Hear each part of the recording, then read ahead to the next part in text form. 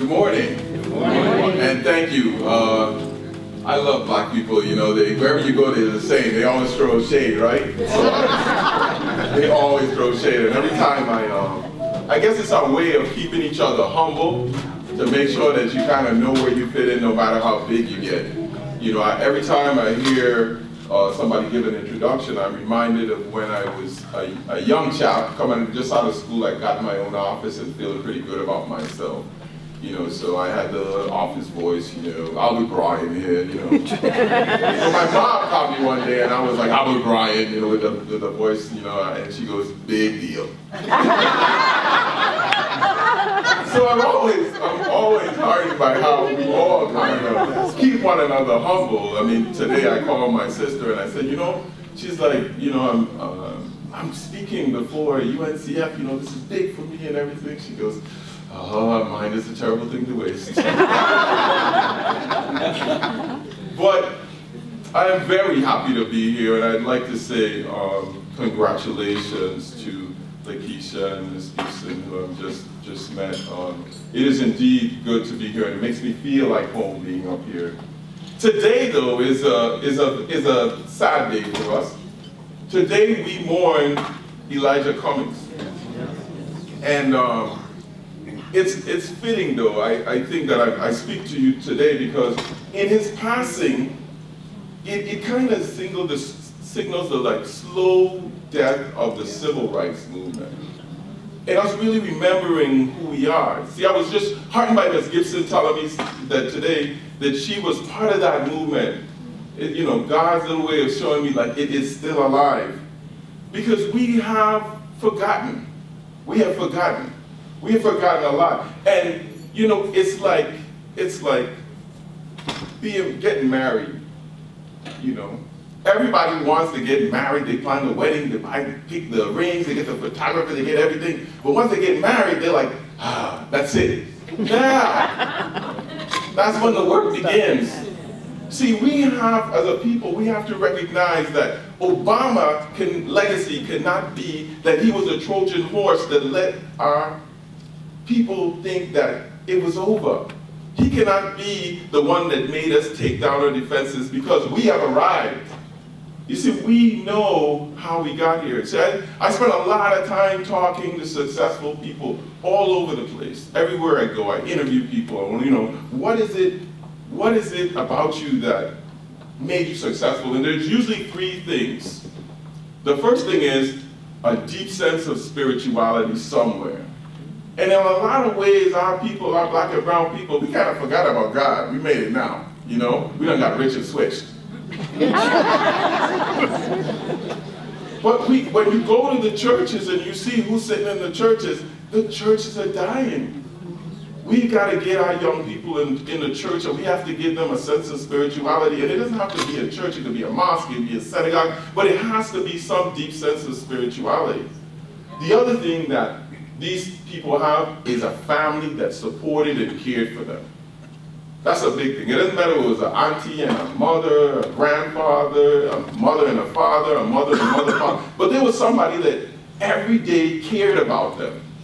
And then the third thing, which is the most important, was they had a deep, deep, deep appreciation and love for education. That was high in their family, you know. You ever watch a baby? A baby will go around, and babies love everything we love. What are their favorite things? Keys, remote controls, and cell phones. Right?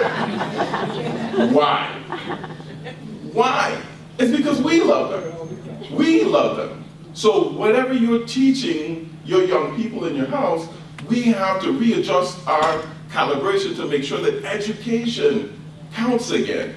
That education is important. That education is the key to get you places, because we all remember growing up and going, boy, get your education. Say to them, like, boy, get your education. Any language, get your education. My daddy told me, he said, you will never, ever, ever teach anybody how to be your boss. Because he taught a lot of people how to be his boss because he didn't have a college education. He had to train them up all the time to be in charge of him. That is not the way. That is not the way. We have to be better than that. See, there's a lot of people like Elijah and Ms. Gibson that have paved the roads for us to get here. When I was running for office, my wife would be like, oh my God, you know, running for politics in the Virgin Islands is brutal. We don't have a football team. Politics, that's what we do. She's like, oh, you know, people are going to talk about you and this and that, and they're going to say stuff about the family, they're going to dig through your past. I said, listen, you need to take a look at the people that paved this road. Snapchat and Facebook, you worry about people talking about you on Twitter. They were letting dogs and hoses on us, hanging us from trees. What we have to do now is not difficult compared to what was done in the past. What we face now is nothing compared to what Ms. Gibson's seen. See, the other thing too, we start lying to ourselves and to our children, telling them everything is even and not. The Trojan horses arrive, Obama's the president, everybody's equal, let's get along. The Africans came from, over to America to help out and volunteer and build this nation. Right. But that's what they're writing in the books. Pay attention, you see, when we were young, it was fresh in our mind of the struggle of black people. So what was told to us was not like you are equal. It was told to us that you are unequal and you're gonna have to work 3 times as hard as the next guy in order to get where you were. You see, I think we've forgotten that. Even in a community where it was 80% black, they told us to be fearful of police. The thing that you need to think about in as far as this ocean separates us 1,300 miles, that our statistics are the same. How is it in a majority-minority population where 90% of the people are people of color, we have the same statistics, the same dropout rates, the same sickness and diabetes, hypertension. We have the same level of poverty as those of African American people and brown people in the United States. That cannot be a coincidence. You see, part of paving this way is making sure that we reestablish that education is the most important thing, and that's why I'm standing here. Because when my grandmother was putting that switch on my backside, she says a lot of people in the jail wish they got the ass whooping you get into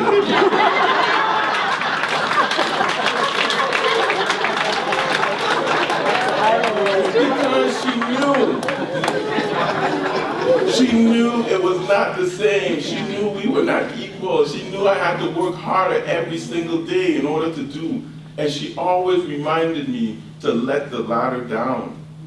That, we had children of the 60s here, us Gen Xers, that grew up among people that said, you owed your community something.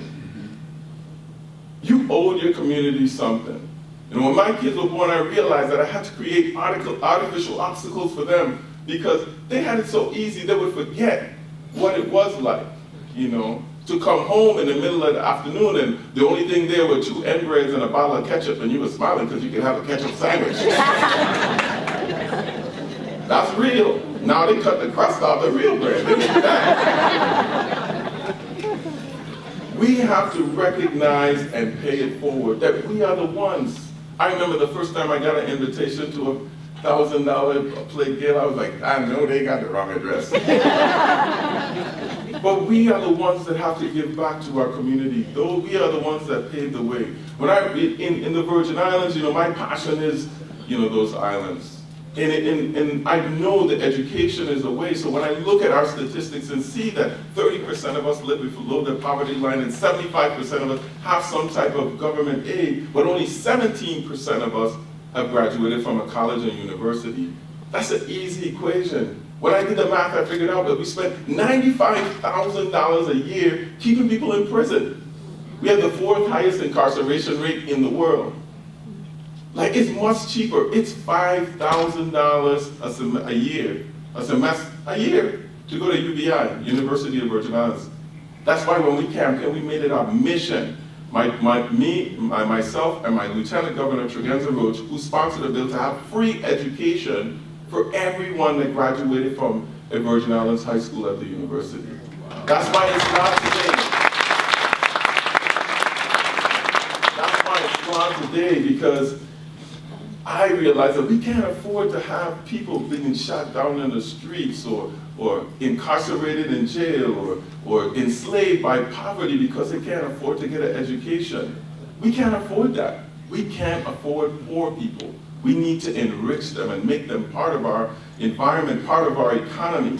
That's why we did that, not because it was a good campaign ploy, because it's a long-term strategy to give education, because education is enlightenment. And that's why UNCF exists. It exists because people like you give. People all over, they recognize that there is a responsibility to us to go back and let the ladders down and to guide people along the way and to make them understand that education can be your ticket to wherever you want to go to. We have to understand that. So today, I tell you, I'm really pleased to be up here. I am. But I urge each and every one of you to remind yourself, to remind your children, to show them the path of giving, to understand that you are the one, to realize that we are black and brown people and the war is not over.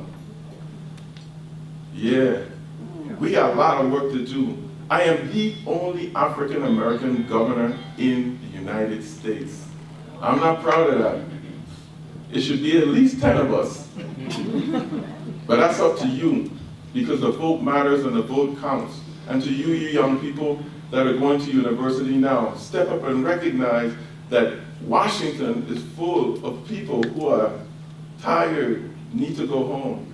It's become a place where ideas go to die.